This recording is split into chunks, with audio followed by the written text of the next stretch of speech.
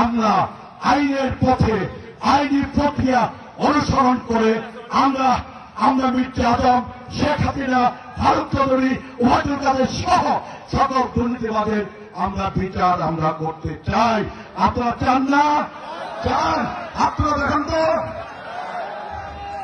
আমরা সবাই খুনি শেখ হাসিনার বিচার চাই, আমরা সবাই খুনি মির্জা আজমের বিচার চাই, আমরা সবাই দুর্নীতিবাদ ফারুক চৌধুরীর বিচার চাই, আমরা সবাই ওবায়দুল কাদেরের বিচার চাই, আমরা সবাই চোর ডাকাতদের বিচার চাই। সম্মানিত মুরব্বিয়ান, প্রিয় ভাইরা, আর বক্তব্য রাখতে চাই না।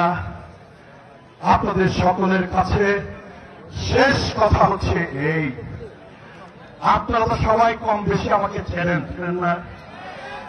চেনেন সবাই? সবাই চিনেন? 2001 সন মনে আছে? মার্কা কি ছিল? মার্কা ছিল দেওয়াল ঘড়ি, তাই না? আপনারা 2001 সনে দেওয়াল ঘড়ি আপনাদের মনে আছে, 2008 সনে ধানের শীষ আপনাদের মনে আছে, 2018 সনে ধানের শীষ আপনাদের মনে আছে। আমরা 14তে ভোট করতে পারি নাই, 18তে ভোট করতে আমরা পারি নাই, 24-এ আমরা ভোট করতে পারি নাই, তাই না? আমরা তো আশা করি যে সামনে যে ইলেকশনটা হবে, এই ইলেকশনে কি আমরা ভোট সেন্টারে যাইতে পারবো না? ইনশাআল্লাহ। আমার ভোট কেড়ে নেওয়া লোকটা কিন্তু বাংলাদেশে নাই। আমার দলটা কেড়ে নিয়ে সিল মারবে সেই লোকটা কিন্তু বাংলাদেশের জমিনে নাই। কথা ঠিক না? আর দিনের ভোট রাতে করবে সেই লোকটা, সেই দলটা কি বাংলাদেশে আছে? নাই।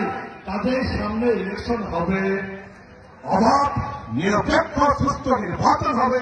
সেই নির্বাচনে আপনারা নিরাপদে নির্বিঘ্নে উৎসব মুখর পরিবেশে ভোট সেন্টার আপনারা যাবেন এবং ব্যালট পেপার আপনারা হাতে নেবেন, সিল আপনারা হাতে নেবেন এবং যদি মনে করেন এই লোকটাকে ভোট দেওয়া যায়, যদি মনে করেন বিএনপিকে ভোট দেওয়া যায়, যদি মনে করেন জিয়ার পার্টি, খালেদা জিয়ার পার্টি, তারেক রহমানের পার্টি, ধানের শীষের পার্টি, এই পার্টিকে ভোট দেওয়া যায়, যদি মনে করেন এই বাবুলকে ভোট দেওয়া যায়, দেবেন কি দেবেন না সেটা আপনাদের উপরে ছেড়ে দিলাম।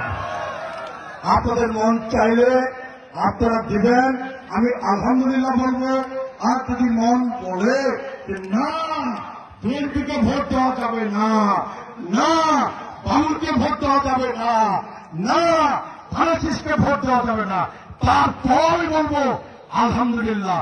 এই কারণে বলবো যে বহু বছর পরে অন্তত ভোট সেন্টারে যাওয়ার সুযোগ পাইছেন, বহু বছর পরে অন্তত ব্যালট পেপার হাতে পাইছেন, বহু বছর পরে অন্তত সিল হাতে পাইছেন এবং বহু বছর পরে পছন্দ মতো প্রার্থীকে ভোট দেওয়ার সুযোগ পাইছেন।